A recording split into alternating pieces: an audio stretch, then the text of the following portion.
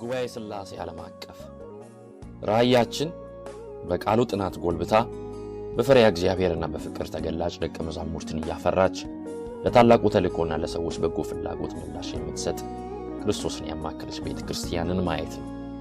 ተልእኳችን ሰዎችን በአውዳዊ ወንጌል ስርጭት ወደ ክርስቶስ ኅብረት እያመጣን በጋራ አምልኮና በቃል ገንብተን ለጽድቅ በመለየት በጸጋ በችሎታና በተሞክሮ እያገለገሉ በማህበራዊ ተሳትፎ የጽድቅ ለውጥ እያመጡ እግዚአብሔርን እንዲያከብሩ ማድረግ ነው። አድራሻችን 7800 ቴሌግራፍ ሮድ አሌክዛንድሪያ ቨርጂኒያ ዚፕ ኮድ 22315 ነው። በስልክ ልታገኙን ለምትፈልጉ 240 461 8681 ብትደውሉ ታገኙናላችሁ። የምንሰማውን ቃል እግዚአብሔር አምላካችን ይባርክልን።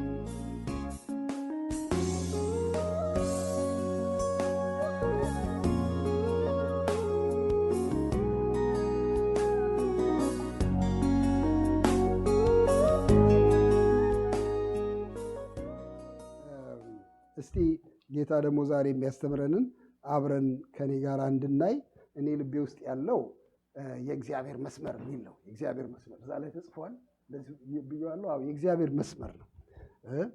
ይሄ አሁን ያለንበት ዓለም በከፍተኛ ደረጃ አንድም መስመር አልባ ነው። ዝም ብሎ ብትን ያለ ዓለም ነው። በየት ልሂድ የሚያሰኝ ዓለም ነው። በእውነት ሁሉ ቦታ የተቀደደው መስመር ወደ ገደል የሚያንደረድር ነው። የእግዚአብሔር መስመር ምንድን ነው? የእግዚአብሔር የኑሮ መስመር የኑሮ አቅጣጫ ምንድን ነው? በየት እንድንሄድ ይፈልጋል? ዋት ኢዝ ሂዝ ድራም ቢት? እኛ የምንከተለው ቢት ምንድን ነው የሚለው እሱ ነው። በጣም ዙሪያችንን በጣም ብዙ ታምቡር አለ። ሁላችሁ ታውቃላችሁ። ሳናስብ ምታችንን ወደዛ የሚጎትት ከፍተኛ ታምቡር አለ። እኔ አገር ቤት እያለሁኝ አንድ በጣም በልጅነት ትዝ የሚለኝ አንድ ነገር፣ ያን ጊዜ እንዳሁኑ በጣም ሙዚቃ በይፋ የሚሸጥበት ጊዜ አልነበረም። በጣም የተወሰኑ የሙዚቃ ሱቆች አሉ ሙዚቃ የሚሸጥበት። ያን ጊዜ ካሴት የሚሸጥባቸው ትንሽ ሱቆች ነበሩ። የዛሬ 35 ዓመት ገደማ ሳይሆን አይቀርም፣ እንዲሁ በግምት ሳሰላው 35 40 ዓመት ጥቂት ሱቆች ብቻ ነበሩ አዲስ አበባ ውስጥ የሙዚቃ ቤቶች። እና እነሱ ደግሞ በጣም ይከፍቱታል። በትልቅ ድምፅ ማጉያ ከፍቱትና ሰው ሁሉ እንዲገዛ እንደሱ ያደርጋሉ። ሙዚቃውን ይከፍቱታል። እኔ ወደ ቤተ ክርስቲያን ሲሄድ በዚያ በሙዚቃው ቤት በኩል ነው የማልፈው እና ሳልፍ ድምድምታው እግሬን ይገዛዋል። እኔ አስቤ አይደለም፣ በቃ ሲሄድ ዝም ብዬ ግግም ሲል እርምጃዬን ሳላቀው በዚያ አስተካክላለሁ። ግግም በሚለው እና እንዴት ገዢ ነው ታምቡር አልኩኝ። ፈቅጄ አይደለም ግን ያስገባኛል ምት ውስጥ። እና እኔ እናንተና የምለው ከፍተኛ ታምቡር አለ በዓለም ላይ እግራችንን ወደዛ የሚያሰምር ወደዚያ ምት ውስጥ የሚያስገባ። እሱን እምቢ ብለን የእግዚአብሔር መስመር የእግዚአብሔር ሪትም የትኛው ነው? የእግዚአብሔር ምት የትኛው ነው? በየትኛው ልርገጥ? በየትኛው ዳንኪራ ውስጥ ልግባ ነው ጥያቄው። እና ስለ እግዚአብሔር መስመር ዛሬ እግዚአብሔር እንዲያስረዳን አጭር ጸሎት ጸልየን አብረን እንድንካፈል ጋብዛችሁ። እግዚአብሔር ይመስገን። ይህን ቅድም የተነበበውን ክፍል እንደገና እንድናየው ልጋብዛችሁ ፈልጋለሁኝ። እኛ በምንም አይነት የሌላ ተከታዮች እንዳንሆን ወንድማችን ሐዋርያው ጳውሎስ የእግዚአብሔር ተከታዮች ሁኑ ብሎ ነው የሚናገረው። እንግዲህ እንደተወደዱ ልጆች እግዚአብሔርን የምትከተሉ ሁኑ። እግዚአብሔርን የምትከተሉ ሁኑ። የእሱ ተከታዮች ሁኑ። እሱን የምትመስሉ ሁኑ። በአንዳንድ ትርጉሞች ላይ ቢ ኢሚቴተርስ ኦፍ ጋድ ነው የሚለው።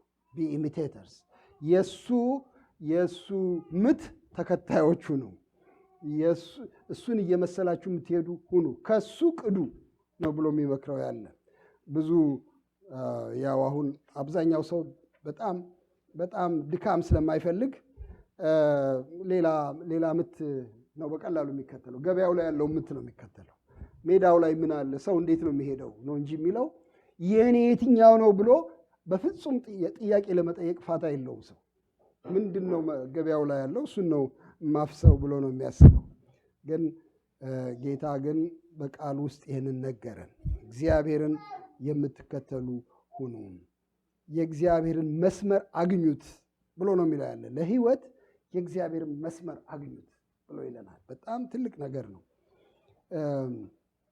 ግን እኔ እናንተን ይህን መስመር ከመናገሬ በፊት ስለዚህ መስመር ከማውራቴ በፊት በጣም ልቡናዬ ውስጥ የመጣው በጣም በተደላደለ መንገድ እግዚአብሔር የሰጠን መነሻ ነው። ሐዋርያው ጳውሎስም በጥንቃቄ ነው የሚናገረው። እንደ በሰንሰለት ታስረው እንደሚነዱ ባሮች አይደለም የሚናገረው። የትም መሄጃ የለም ተስተካክለ ሰልፍ ውስጥ ግባ የሚል አይነት አይደለም ንግግሩ። አይታችሁት እንደሆነ እንደተወደዱ ልጆች አይደለም የሚለው። እንደተወደዱ ልጆች እግዚአብሔርን የምትከተሉ ሁኑ።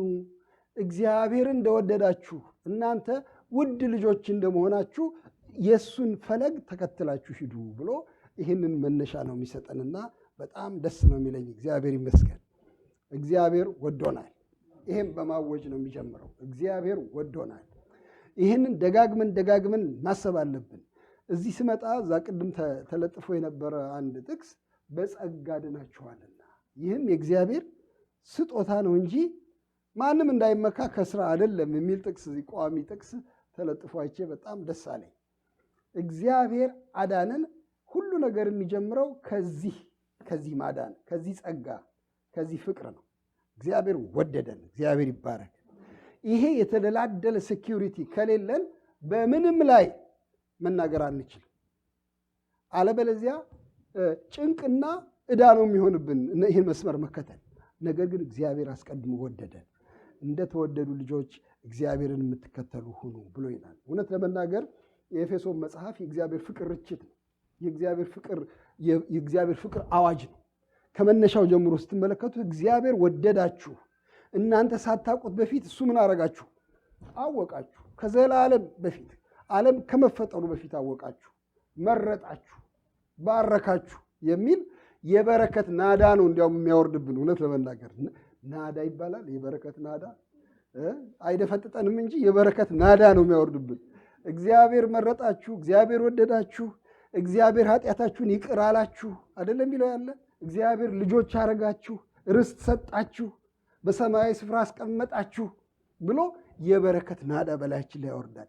ይሄ ነው መሰረታችሁ መስመሩን ለመከተል እንጂ እንደ ዕዳ የምትገቡበት ነገር አይደለም። እንደተወደዱ ልጆች ይህንን ምክሬን ስሙ ብሎ ሐዋርያው ጳውሎስ ይህንን ነገር ይናገራል። መስመሩ ምንድን ነው? በዚህ ጸጋ ውስጥ፣ በዚህ ፍቅር ውስጥ፣ በዚህ የተደላደለ መሰረት ላይ ምንድን ነው መስመሩ? የጌታ መስመር ምንድን ነው? ከዚህ ዓለም የተለየው መስመር ምንድን ነው?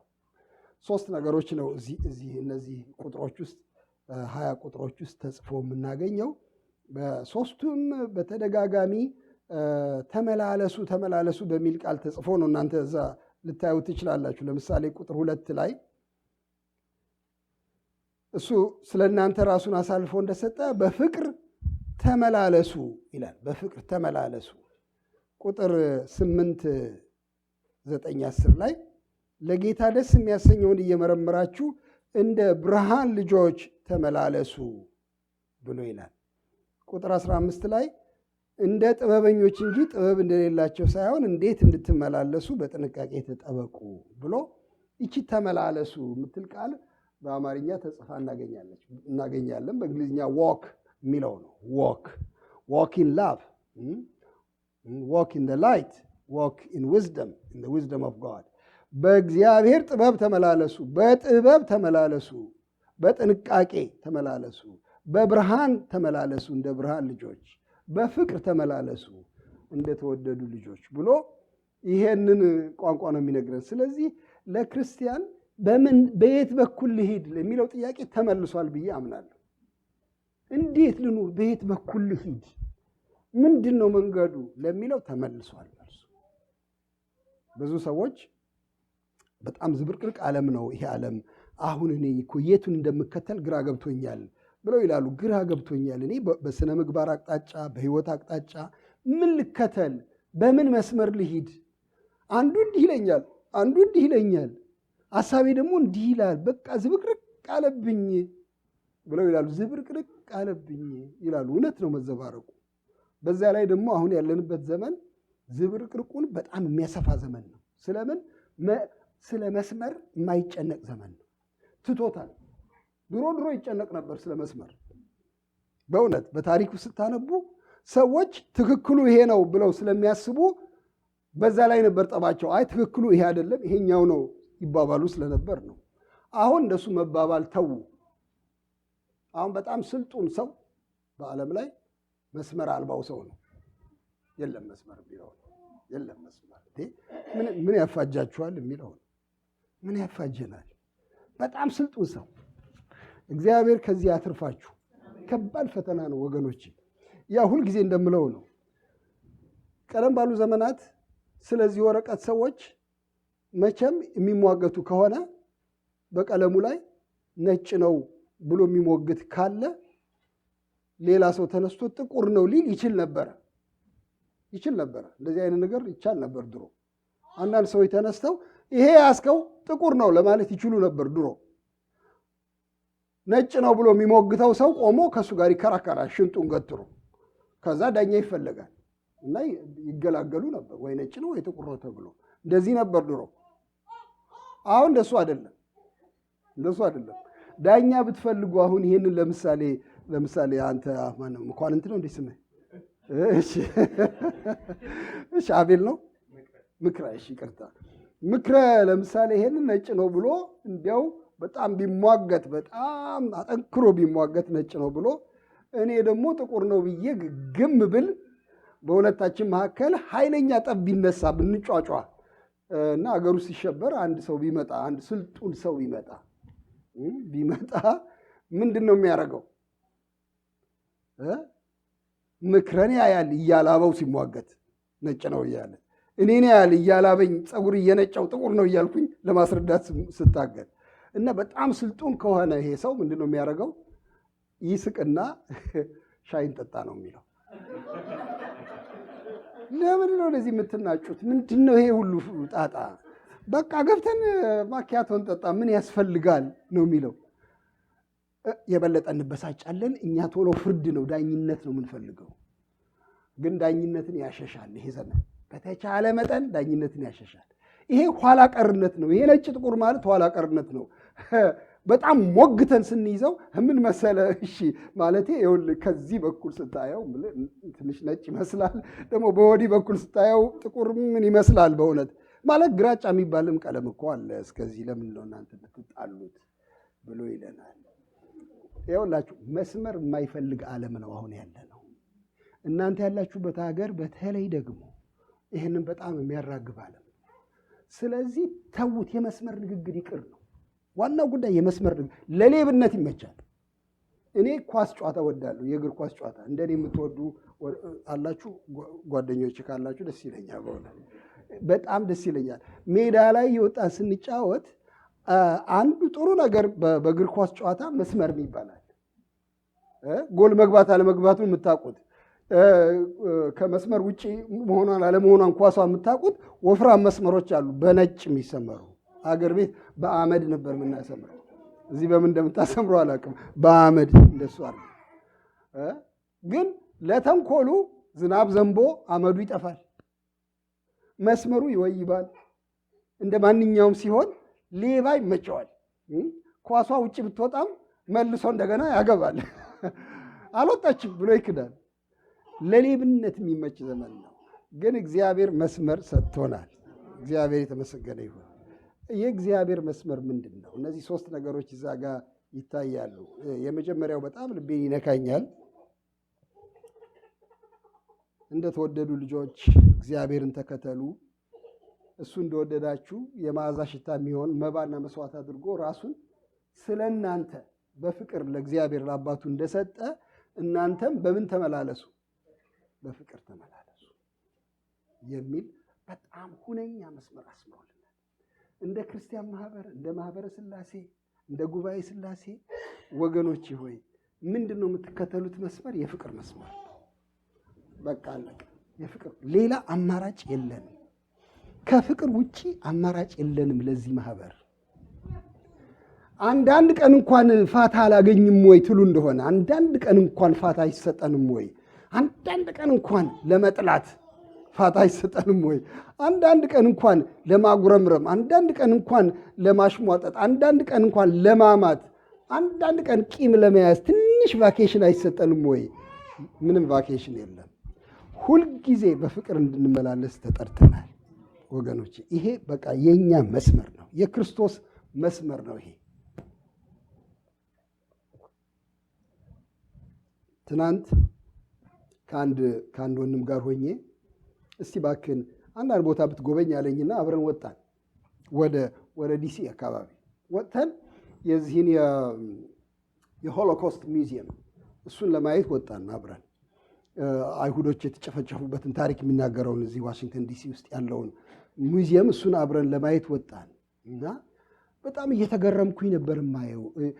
ከገባው ጀምሮ የተለጠፉትን ፎቶግራፎች፣ ስዕሎች፣ ቪዲዮዎች ስመለከታቸው የሰውን የጭካኔ ብርታት ትመለከታላችሁ፣ ያስደነግጣችኋል።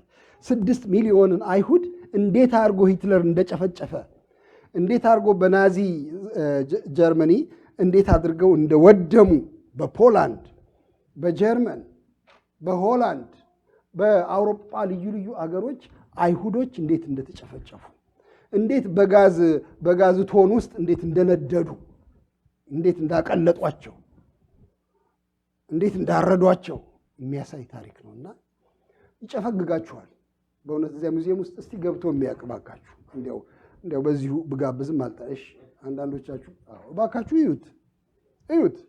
የሰውን የጭካኔ ብርታት ታያላችሁ። እና አጠገቤ ለነበረው ጓደኛዬ ምን አልኩት?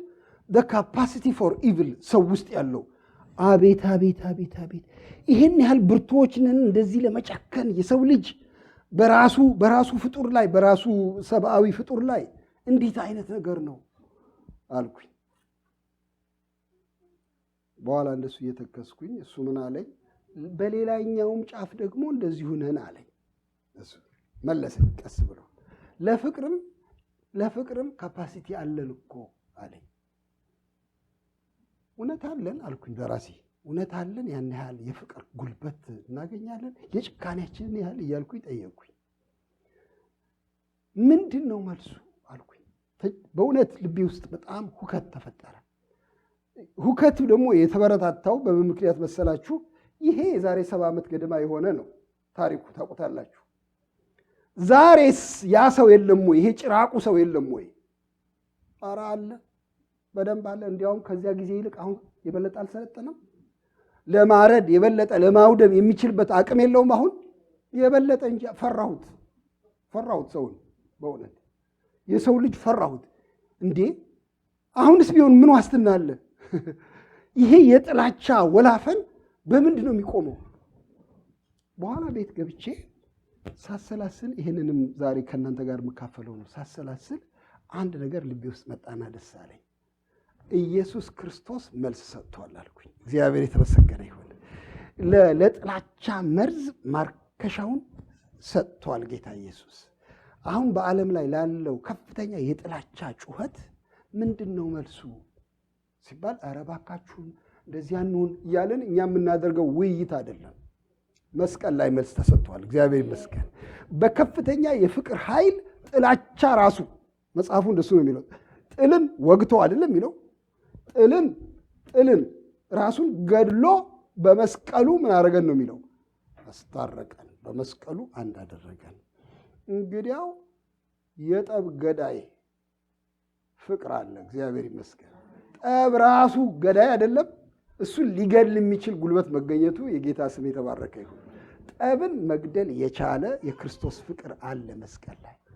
የመስቀሉ ፍቅር የሰውን ጥላቻ፣ የዲያብሎስን የጥላቻ ጉልበት ማርከሻ ነው። እግዚአብሔር ይመስገን። እና ጳውሎስ የሚጠቅሰው እሱን ነው፣ በትምክህት የሚጠቅሰው እሱን ነው። እሱ እንደወደዳችሁ ይላል። ሌላ የፍቅር ምንጭ እንደሌለ ስለሚያውቅ እሱ እንደወደዳችሁ የሚጣፍጥ መዓዛ አድርጎ መባ አድርጎ ራሱን ስለ እናንተ በፍቅር እንደሰጠ እናንተም በፍቅር ተመላለሱ ይላል። ለዚህ ዓለም የምናበረክተው ዋና ነገር ይሄ ነው ወገኖች። ይሄ ነው ዋና ነገር የሌለው። ይሄ ዓለም ጎተራው ቢፈተሽ የማይገኘው ዕቃ ይሄ ነው። ፍቅርን ጌታ ኢየሱስ ሰጠ። እኛ ከራሳችን አናመነጨውም፣ ከሱ ዘንድ እናገኛለን። እግዚአብሔር ይመስገን። ይሄ የክርስቶስ ፍቅር የራሱ ባህሪ ያለው፣ በተለይ አንድ ባህሪው በጣም ያስገርመኛል። ራስ ቀስቀስ ፍቅር ነው። ሌላው እስኪጋብዘው የማይጠብቅ ፍቅር ነው የክርስቶስ ፍቅር። ሰልፍ ኢኒሺየትድ ነው። ምንም ሌላ ሰው እንዲቀሰቅሰው አያስፈልግም። አሁን ብዙ ትግላችን እኛ ከወዲያ በኩል ፍቅር እንዲቀሰቀስ እንፈልጋለን። ሰላም ይበለኛ፣ እኔ ሰላም እንድለው ሰላም ይበለኝ ካላለኝ እኔ በግ ነኝ እንዴ? እኔ ዝም ብዬ ባለፍኩ ባገደምኩ ቁጥር ማጎነብስ እኔ ምንድን ነኝ እንዴ? ዕቃ ነኝ እንዴ? እኔ ምን ማለት ነው? ሰላም ይበለኝ፣ እኔ እግዚአብሔር ሰላምታ አልከለክለውም እላለሁ። ከወዲያ በኩል እንደሚመጣ ፍቅር እንዴ እኔ ዝም ብዬ ማለቴ እኔ እነጠፋለሁ እንዴ? እኔ ምንጣፍ ነኝ እንዴ? ማንም ይርገጠኝ እንዴ? ማንነት የለኝም እንዴ እኔ እላለሁ። ልንገራችሁ፣ ጌታችን ኢየሱስ ክርስቶስ እኛን ቢጠብቅ ኖሮ እንዴት አድርጎ ነው የሚወርደው ከሰማይ? በእውነት እስቲ እነዚህ ሰዎች እንደው ትንሽ እንኳን እስቲ ይፈልጉኝ እንጂ እንደው ትንሽ ምልክት ይስጡ። ዝም ብዬ ዘው ብዬ ሰው ቤት እንዴት ዘው ብሎ ነው የወረደው? ከሰማይ ወረደ። ስጋ የሆነው እኛን ጠብቆ ሳይሆን ከራሱ ከሚመጣ ፍቅር ተነስቶ ነው። እግዚአብሔር ይመስገን። ትጠብቁ እንደሆነ ፍቅር እናንተ ከሰዎች ይህንን ተስፋ ላስቆርጣችሁ እፈልጋለሁ። እንደሱ አይደል፣ የክርስቲያን ፍቅር እንደሱ አይደለም። ቢሰጣችሁ ሰው ፍቅር ጥሩ ነው። ምላሽ ብትሰጡ ጥሩ፣ ምላሽ አይደለም ከዚሁ የሚነሳ እንዲሆን እግዚአብሔር ፈልጓል። የክርስቶስ ፍቅር እንደሱ ነው። ራሱ ቀሰቀሰው፣ ራሱ አመጣው ፍቅርን። ይሄ ፍቅር ግን ትንሽ ሊያስከፍል ይችላል። ማስከፈሉ ክርስቶሳዊ መሆኑ ነው እንጂ ሌላ መጥፎ መሆኑ አይደለም። ፍቅር ሁሉ ባያስከፍል ደስ ይለኝ ነበር እኔ በእውነት ምንም ባያስከፍል፣ ግን ትንሽ ያስከፍላል መሰለኝ። እንደው ሌላው ቀርቶ አሁን ባልና ሚስት የሚሆኑ ሰዎች ሲዋደዱ እንኳን በሰብአዊ ፍቅር ውስጥ እንኳን ትንሽ ክፍያ እኮ አለ አይደለ? ትንሽ ትንከራተታላችሁ ስትወዱ። በቃ ወዲያ ወዲህ ያዞራቸዋል። ብዙ መንከራተቶች አሉ። እሷን ካላገኘው እሱን ካላገኘው እንዴት ልሆን ነው የሚያሰኝ ብዙ ነገር አለ። ትንሽ ያስከፍላል፣ ከጎዳናችን ያወጣናል። አሁን እኔ ለምሳሌ ስወድ አሁን ያገባኋትን ባለቤቴን ስወዳት ደህና ጭምት ሰው ነበርኩኝ። በጣም በእውነት ደህና ረጋ ያልኩ ሰው ነበርኩኝ። ግን ልክ ያ የፍቅር ጉልበት የመጣ ቀን ምን እንደነካኝ አላቅም።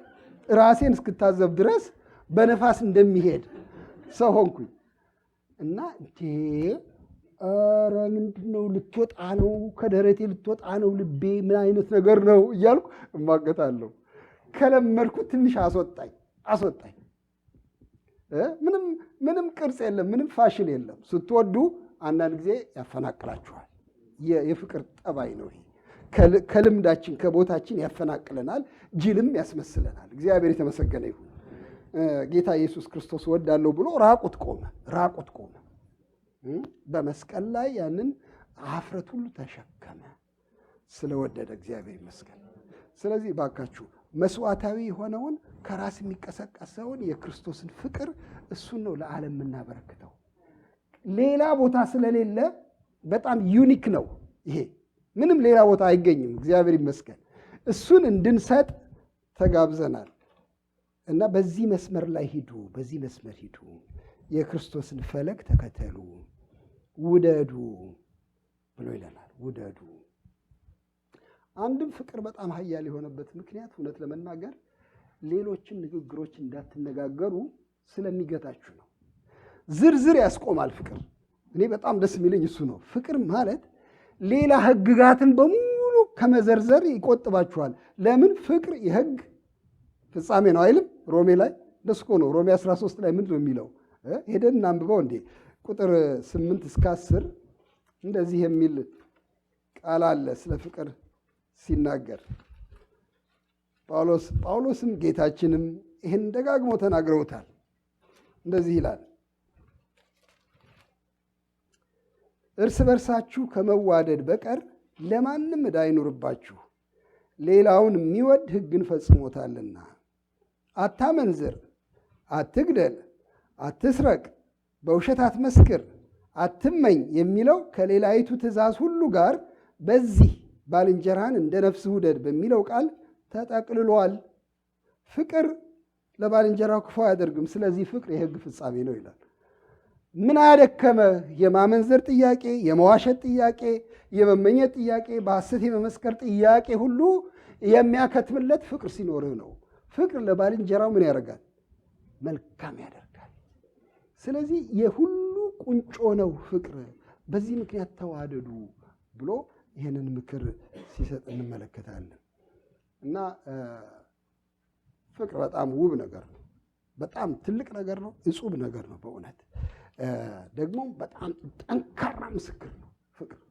እርስ በርሳችን ስንዋደድ ለክርስቶስ በእውነት ከባድ ትልቅ ምስክር እናቆማለን።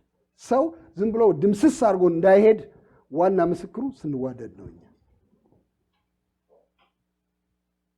እኔ አንድ ጊዜ የሚገርማችሁ ነገር ነው፣ ይሄንን አላስተዋልኩትም ነበረ። አንደኛ ዮሐንስ ላይ ምን የሚል አገኘሁኝ? እግዚአብሔርን ያየው አንድም የለም ይላል ከፍቅር ጋር አያይዞ ሲናገር እና ለምን አመጣው ይሄን ጥቅስ እያልኩኝ በጣም እየተገረምኩ ነበረ። ምዕራፍ 4 ላይ ቁጥር 12 ላይ እግዚአብሔርን ማንም ከቶ አላየውም ይላል።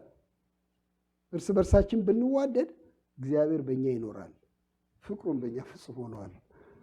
በጣም ነው የተደነቅኩት። ኢት ፕሩቭስ ዘ ኤግዚስተንስ ኦፍ ጋድ። ፍቅር እንደሱ እኮ ነው የሚለው። እግዚአብሔርን ያየው ማንም የለም። ይሄ ነው ያ ነው ሊባል አይችልም። እስቲ አቅርብ ማስረጃ ሊባል ይችላል። ብዙ ማስረጃ መደርደር እንችላለን፣ ግን ሙግቱ አይቆምም።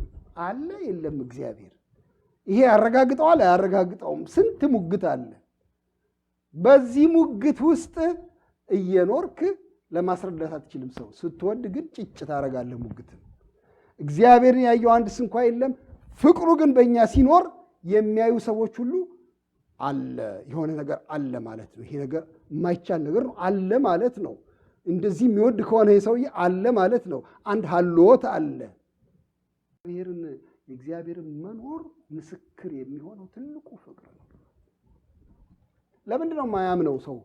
ለምንድን ነው የማያምነው ቤተክርስቲያንን? ለምንድን ነው ወንጌልን ቶሎ የማይቀበለው ሰው? ለምንድን ነው የሚያሾፈው በየመንገዱ? ብዙ ምክንያት አለው።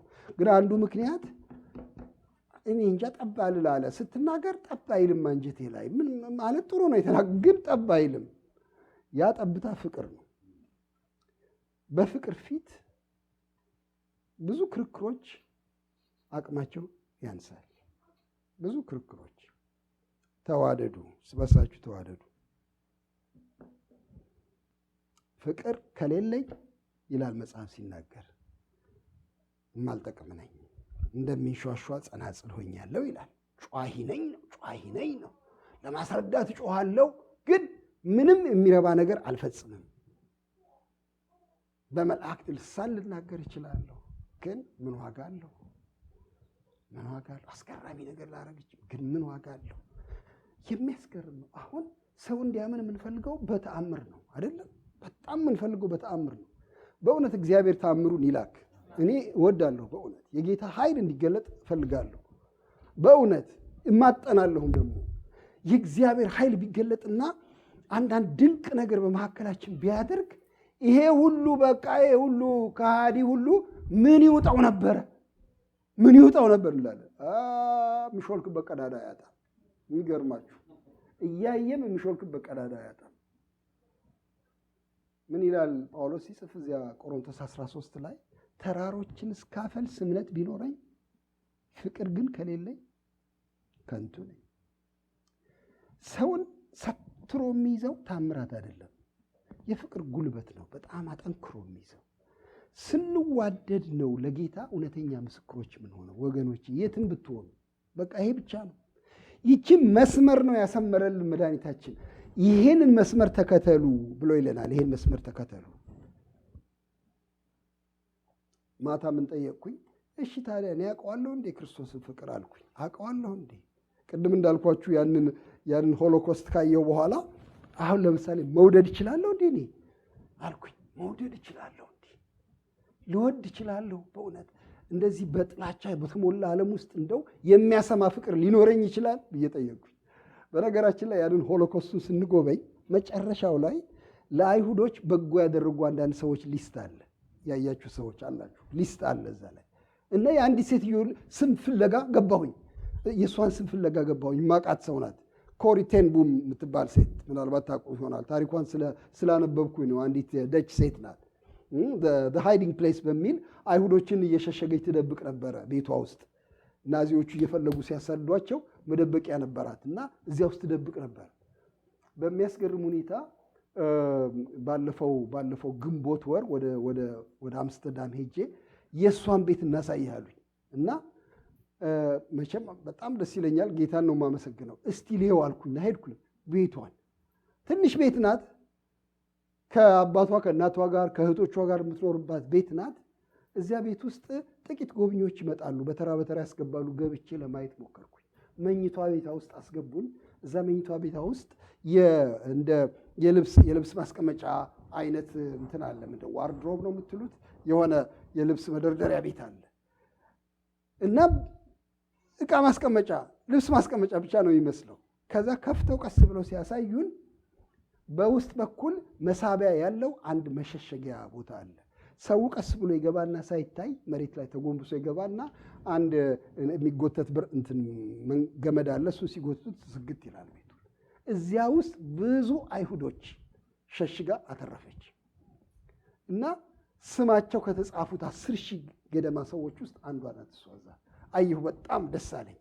ምን መጣብኝ ለእኔ እንግዲህ ለካ በጥላቻ ዓለም ውስጥ ፍቅርን ሊገልጡ የሚችሉ ሰዎች አሉ። እግዚአብሔር ይመስገን። የክርስቶስ ፍቅር የነካቸው ሰዎች አስገራሚ የፍቅር ስራ ሊሰሩ ይችላሉ። ስለዚህ ወገኖቼ ሆይ በቃ ባጭሩ ይህን ፍቅር መረዳት ትልቅ ነገር ነው እያልኩኝ ራሴን ጠየቅኩኝ። ትናንት ማታ አውቀዋለሁ ወይ? አዎ አውቀዋለሁ። ግን በደንብ አውቀዋለሁ ወይ? እኔ እንጃ፣ በደንብ አላውቀውም። ምክንያቱም አንዳንድ ቦታ ፍቅር ሲያስቸግረኝ አይቻለሁ። እኔ እንደኔ አይነት ያልሆኑ ሰዎች ሳገኝ ወይ በዘር ወይ በቀለም ወይ በጎሳ ወይ በአስተያየት ለየት ያሉ ሰዎች ሳገኝ ወይ እኔ እንደሚጠሉኝ ካወቅኩኝ ለመውደድ ስጨነቅ አይቼዋለሁ። እንግዲያው ፍቅርን መማር አለብኝ ብያለሁ። ፍቅር መማር አለብኝ። ደግሞ መጽሐፍ ቅዱስ አይኑን አያሽም።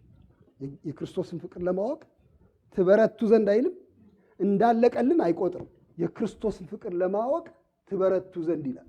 አንድ ቀን ሄጄ ሳነበው ምን ይላል? እዚሁ ኤፌሶን ላይ ነው፣ ምዕራፍ 3 ላይ ነው። ከማስተዋል የሚያልፈውን አይደል የሚለው፣ ከመታወቅ የሚያልፈውን የክርስቶስን ፍቅር ለማወቅ ትበረቱ ዘንድ ብሎ በመካከል ከቅዱሳን ሁሉ ጋር የሚላለው አይታችሁታል። ጥቅሱ እንደሱ ነው የሚለው። ከቅዱሳን ሁሉ ጋር ስፋቱ፣ ርዝመቱ፣ ከፍታው፣ ጥልቅነቱ ምን ያህል መሆኑን ከመታወቅ የሚያልፈውን የክርስቶስን ፍቅር ለማወቅ ትበረቱ ዘንድ ይላል። በኋላ አንድ ጆን ስቶት የሚባሉ ሰው እሱ የጻፉትን ስመለከት ይቺ ከቅዱሳን ሁሉ ጋር የምትለው ፍቅር የሚታወቀው በጋራ ስለሆነ ነው ይላሉ። እና እንዴ በጋራ ለብቻ ልማር አልችልም? ፍቅርን አይሰጥም፣ ኮርሱ አይሰጥም፣ በግል አይሰጥም። ኮርስ ሰው ሰብስበና ነው የሚለኝ ጌታ። ሰው ሰብስበና ፍቅር ትማር እንደሆነ እንጂ ብቻዬን ተደብቄ ቤቴን ቆልፌ ፍቅርን እባክህ አስተምረኝ፣ አይ እኔ አልሰጥም፣ ለአንድ ሰው አልሰጥም ይሄን ኮርስ። ከእናንተ ጋር ነው ፍቅርን የምማረው።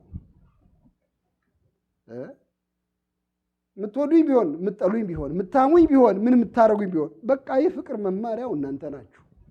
ከሰው ጋር ነው፣ ከቅዱሳን ሁሉ ጋር ነው፣ አብረን ነው የክርስቶስን ፍቅር የምናጣጥመው ወገኖች። ይችን ፍቅር ለማወቅ ትበረቱ ዘንድ ይላል። ባትጨርሷትም ለማወቅ ትበረቱ ዘንድ እጸልያለሁ ብሎ ሐዋርያው ጳውሎስ ጸሎቱን ሲናገር እናያለን። ግን መስመሩ የፍቅር ብቻ ነው ወይ ስንል አይደለም። በብርሃን ተመላለሱ ደግሞ ይላል። የብርሃን ነው። ብርሃን ሁለት ነገር ነው የሚናገር ብዬ ያምናለሁ። አንድም እውነትን ነው የሚያሳየው፣ የእውነትን ቃል፣ አንድም ደግሞ ንጽህናን ነው የሚያሳየው። የብርሃን ኑሮ ሁለቱንም የሚያሳይ ይመስለኛል። በብርሃን ተመላለሱ ብሎ ሐዋርያው ጳውሎስ እዚህ ጋር ይናገራል። እኛ የብርሃን ልጆች ነን፣ እግዚአብሔር ይመስገን። እዚህም ቃሉ ላይ እንደተናገረ የብርሃን ልጆች ናችሁ፣ እናንተ ብርሃን ናችሁ ነው እንዲያው የሚለው። ብርሃን ናችሁ፣ አስቀድሞ ጨለማ ነበራችሁና አሁን ግን በጌታ ምንድን ናችሁ? ብርሃን ናችሁ ብሎ ይለናል። እግዚአብሔር የተባረከ ይሁን። በቆላሲስ ምዕራፍ 1 ላይ ከጨለማ ስልጣን አዳነን ይላል አይደል? ከጨለማ ስልጣን አዳነን፣ ቤዛነቱንም ወይም ቤዞቱን ወዳገኘንበት ወደሚወደው ልጁ መንግስት፣ ወደ ፍቅሩ ልጅ መንግስት ምን አረገን? አፈለሰን ይላል። እግዚአብሔር ይመስገን። ስለዚህ የኛ ኔቸር የብርሃን ኔቸር ነው። ፍጥረታችን ብርሃናማ ነው። ከክርስቶስ ብርሃን የተነሳ ከጨለማ የተረፍን ሰዎች ነን። እንግዲያው ያንን ብርሃን እናንጸባርቅ ነው የሚለው ያለ። በብርሃን እንኑር፣ በኃጢአት ውስጥ አንኑር። ጨለማ የኃጢአት ምልክት ስለሆነ በኃጢአት ውስጥ አንኑር። እዛ ላይ የሚዘረዝራቸው አሉ። ዝሙት፣ እርኩሰት፣ መመኘት ይልና የሚያስገርም ነገር ነው። ከቶ አይሰማ በእናንተ መካከል ነው የሚለው። አይደረግ እንኳን አይደለም። እንደዚህ አይነት ነገር አይሰማ ጨርሶ ሆኖ ማስጠንቀቂያ ይሰጣል። ማስጠንቀቂያው ምንድን ነው? ምንም እንደማትሆኑ የሚነግሯችሁን አንዳንድ ሰዎች አትስሟቸው፣ አትታለሉ። በማይታዘዙት ልጆች ላይ የእግዚአብሔር ቁጣ ምን ያደርጋል? ይመጣል። እግዚአብሔር አሁንም ያው ነው፣ አሁንም ያው ነው። አንዳንድ ልጆች ምን ያደርጋሉ?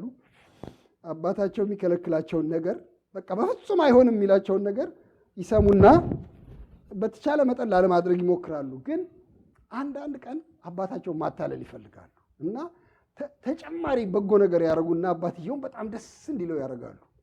አባትየው በጣም ሲስቅ ደስ ሲለው ያችን የሚፈልጓት ነገር ለማድረግ ይሄዳሉ። አሁን ትንሽ ዘና ያለ ይመስለኛል፣ ምንም አያደርግም ብሎ ያስባሉ።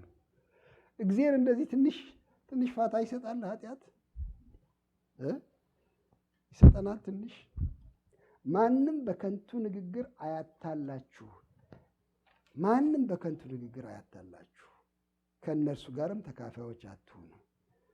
ከእነዚህ ጉዳዮች የተነሳ በማይታዘዙት ልጆች ላይ የእግዚአብሔር ቁጣ ይመጣልና ይላል።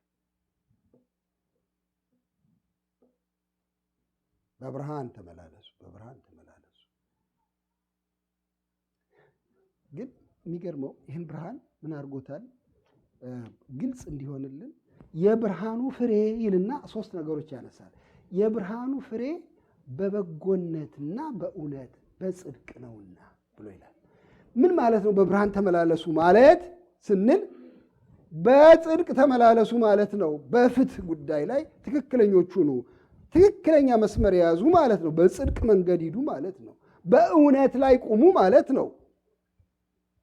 በበጎነት ጽኑ ማለት ነው። የብርሃኑ ፍሬ ይሄ ነው። በዚህ ነው የምታውቁት ብርሃናማ ህይወት መኖር አለመኖራችሁን። ደግነት፣ በጎነት በሌለበት ብርሃን የለም። ጭካኔ፣ ግዴለሽነት በበዛበት ቦታ በብርሃን ነው የምኖረው ልትሉ አትችሉ።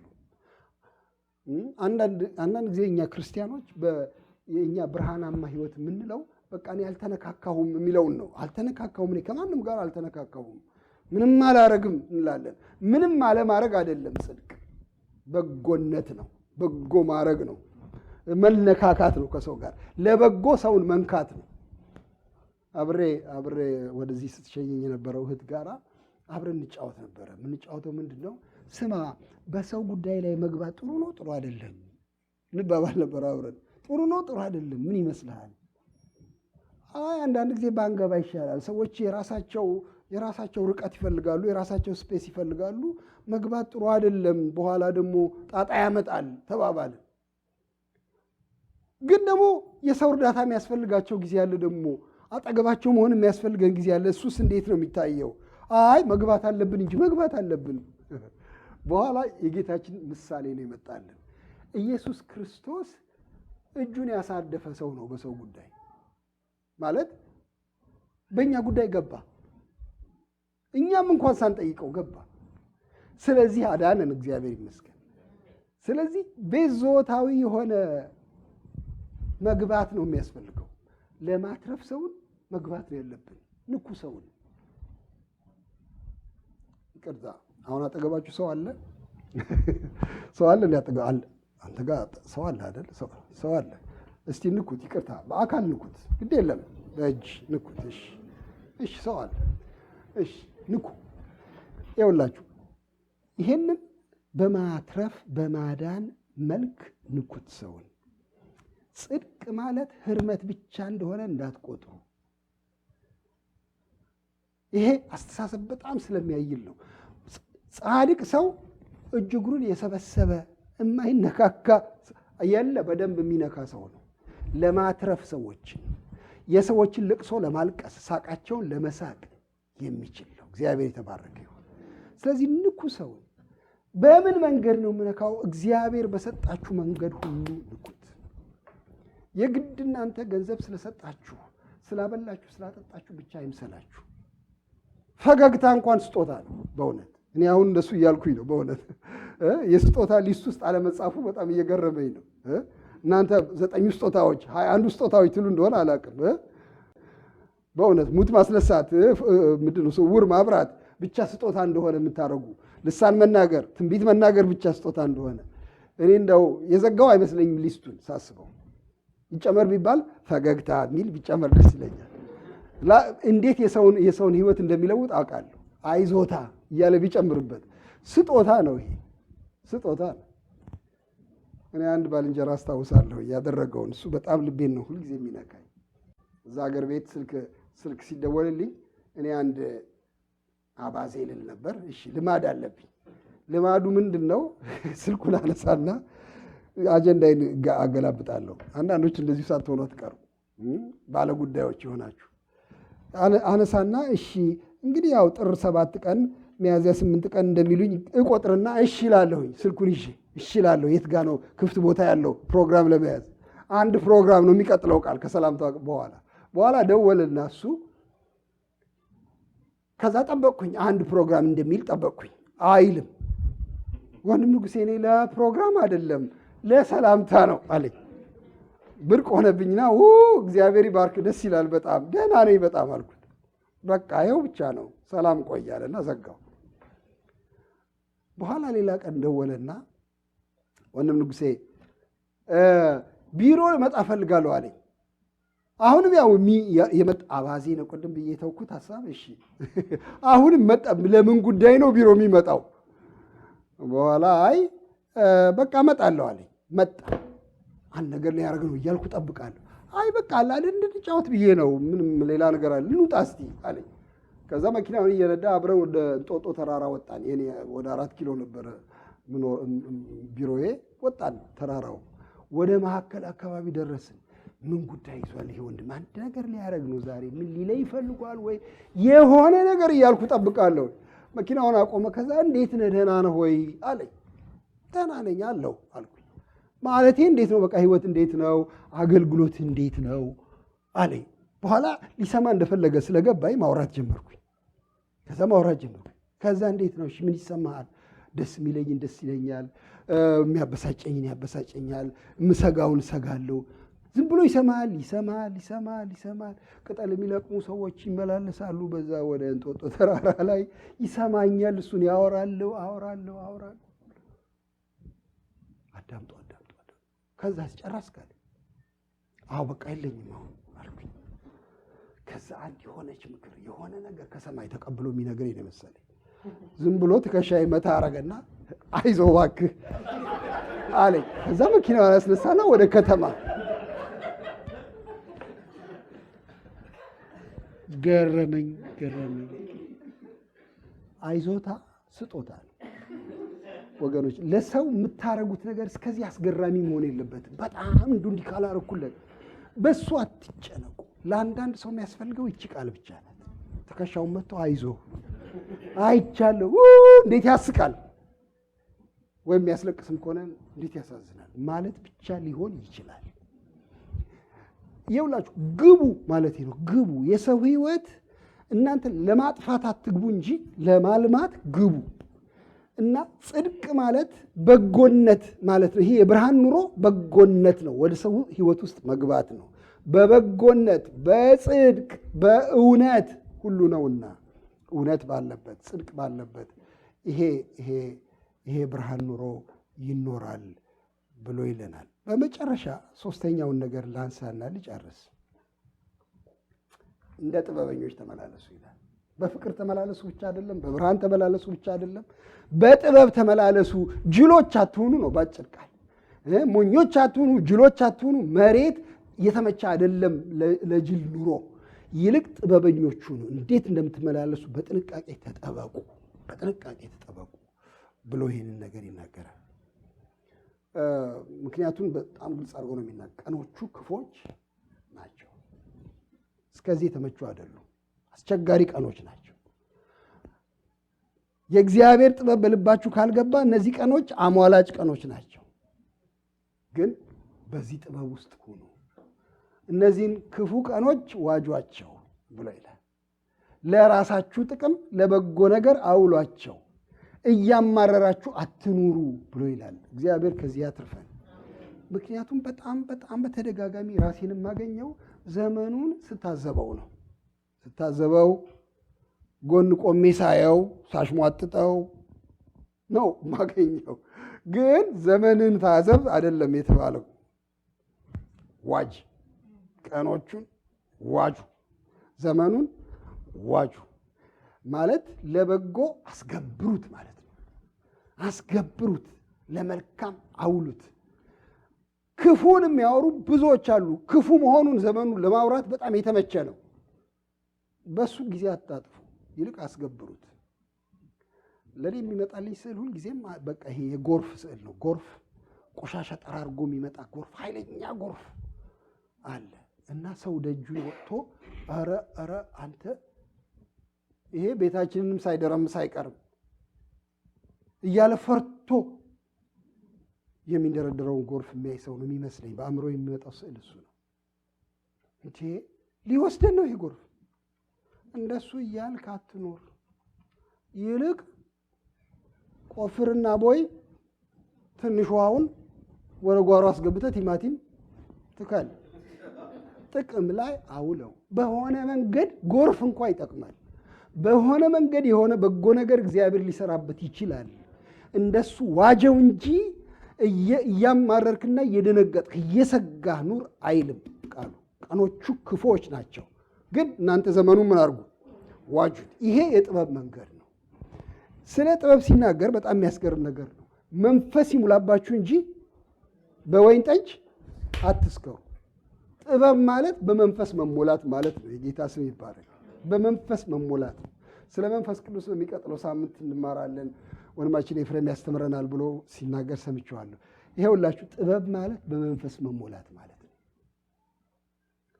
ብዙ ነገር ግልጽ ሆኖ የሚታየን መንፈስ ቅዱስ በውስጣችን ሲሞላ ነው። ለብዙ ነገር አቅም የምናገኘው መንፈስ ቅዱስ በውስጣችን ሲሞላ ነው። በመንፈስ ተሞሉ እንጂ ብሎ አጠገቡ ምን ይላል? በወይን ጠጅ አትስከሩ ደግሞ ይላል። እሱ ማባከን ነው፣ ሞኝነት ነው። እሱ ስካር ሞኝነት ነው። እናንተ አሁን በጣም የምታስቡት ስለ ወይን ጠጅ ስካር ብቻ ሊሆን ይችላል። እሱንም አትስከሩ፣ እግዚአብሔር ይጠብቃችሁ። በእውነት ግንባራችሁ ሳይ ብዙ ወይን ጠጅ የምትጠጡ አትመስሉ፣ ደህና ናችሁ። እንዲያው አትስከሩ፣ ጥሩ አይደለም በእውነት። ግን ጠጅ ብቻ ያሰክራል ያለ ማን ነው ነው ጥያቄው። በሌላም አትስከሩ፣ በሌላም አትስከሩ። በምኞት አትስከሩ፣ ለምሳሌ በነገር አትስከሩ፣ ለምሳሌ በሐሜት አትስከሩ። አትስከሩ ምን ማለት ነው? ኢንቶክሲኬትድ አትሁኑ፣ በምንም ነገር አትመረዙ ማለት ነው። ባጭር ቃል በምንም ነገር አትመረዙ። ልቡናችሁ በምንም ነገር አይያዝ። የመንፈስ ማደሪያ የሆነው ማንነታችሁ ነገር በማሰላሰል ነገ ምን ይሆናል በሚል መንተግተግ፣ በፍርሃት አትስከሩ። ብዙ የሚያሰክረን እኛን እሱ ነው ከጠጁም ይልቅ በእውነት። ጠጁንም አይደለም አለመርኩ ትቼዋለሁ፣ በቃ ልክ ጌታን ሳገኝ ተውኩት ጠጁን እንላለን። አንዳንዶቻችን እንዲያውም ከተሆኑ ጠጅን በደንብ አናቅም በእውነት። በልጅነት ጌታን ያገኘ ሰው ሰሌ ከአንተ ጋር ብዙ አልተነጋገርኩም። እኔ ብዙ አላቅም በእውነት። ለምሳሌ እኔ አላቅም በእውነት፣ ምንም እንዲሁ በጠርሙስ ውስጥ ብቻ ነው ባያቸው፣ አላቃቸው። እሱ አይደለም የኔ ፈተና። አሁን ግን በቂ ማስከሪያዎች አሉ። በምኞት፣ በራስ ፍላጎት፣ በራስ ዝና፣ በጠብ፣ በቁርሾ ሊሰክር ይችላል ሰው። አትስከሩ፣ አትፍቀዱ። ራሳችሁን ለምንም ነገር ክፍት አታርጉ። ለምን ብቻ ክፍት አርጉት? ለእግዚአብሔር መንፈስ። እግዚአብሔር ይመስገን መንፈስ ይሙላባችሁ። እሱ ነው ጥበብ ነው የሚለው ያለ። ለምንድን ነው እሱ ጥበብ የሆነው? እሱ ሲሞላ የሚፈልቀው ምንድን ነው? እሱ ውዳሴ ነው አይደል? ውዳሴ ነው። በምስጋና በውዳሴ በመንፈሳዊ ቅኔ እርስ በርሳችሁ ምን አርጉ? ተነጋገሩ። ለጌታም በልባችሁ ተቀኙና ምን አርጉ? ዘምሩ። ይሄን ዝማሬ የሚያፈልቀው መንፈስ ቅዱስ። እሱ በሌለበት ይሄ አይወጣም። ሌላ ነገር ስትከቱበት ያው አብሮ የሚወጣውን ታውቃላችሁ። እሱ እንዳይወጣ የምታስገቡትን ወቁ። መንፈስ ይሙላባችሁ፣ መንፈስ ይሙላባችሁ፣ በዚች ጥበብ ውስጥ ተመላለሱ ነው የሚለው ያለ። ይሄ መንፈስ የሚያደርገው አንድ ሌላ ጥቅም በጣም ልቤን የሚነካኝ የእግዚአብሔር ፈቃድ ምን እንደሆነ እየመረመራችሁ እንድትኖሩ እያለ ይህን ነገር ያነሳልናል። እዛ ጋር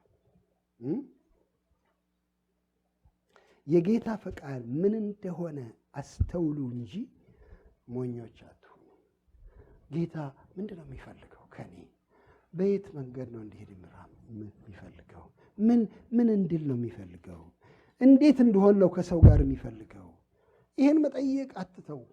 አንድ ወንድሜ ምን ይለኝ ነበር? እኔ እባክህ አንድ ነገር ገብቶኛል አሁን ይለኛል። እሱ ደጋግሞ ተሰብስበን አንድ ላይ ሆነ በቃ እኔ አሁን አንድ ነገር ጌታ ያስረዳኝ ነገር ምን መሰለ? ጌታ የሚውልበት መዋል ነው በቃ ላይ ሌላ አይደለም። አሁን የት ነው የሚውለው ጌታ እያልኩ ነው የምጠይቀው። በቃ በመንፈሴ ውስጥ የት ነው የሚውለው? አሌክዛንድሪያ ነው የሚውለው ወይስ ምንድነው ስፕሪንግፊልድ ነው የሚኖረው? ፒያሳ ነው የሚውለው ወይስ መርካቶ ነው የሚውለው? የት ነው የሚውለው? እኔ የእሱን ጭራ መከተል ነው በቃ እሱ በዋለበት ነው የሚሄደው። ግን ይችን ኮኔክሽን ለማግኘት በመንፈስ ተሞሉ፣ በመንፈስ ተሞሉ። መንፈስ ይሙላባችሁ። እግዚአብሔር በመንፈሱ ይሙላል። የጥበብ ሰዎች ያርገን። በእውነት በብርሃን እንድንመላለስ ብርሃኑን ጨምሮ ይስጠን። የፍቅር ጎርፍ ያጥለቅልቀን። ይሄ ምርቃቴ ነው። በጌታ ፍቅር ይህን የጥላቻ ዓለም ማሸነፊያ ፍቅር ጌታ ከሰማይ ይላክልን። እግዚአብሔር ይባረክ። እስቲ እንጸልይና እንጨርስ።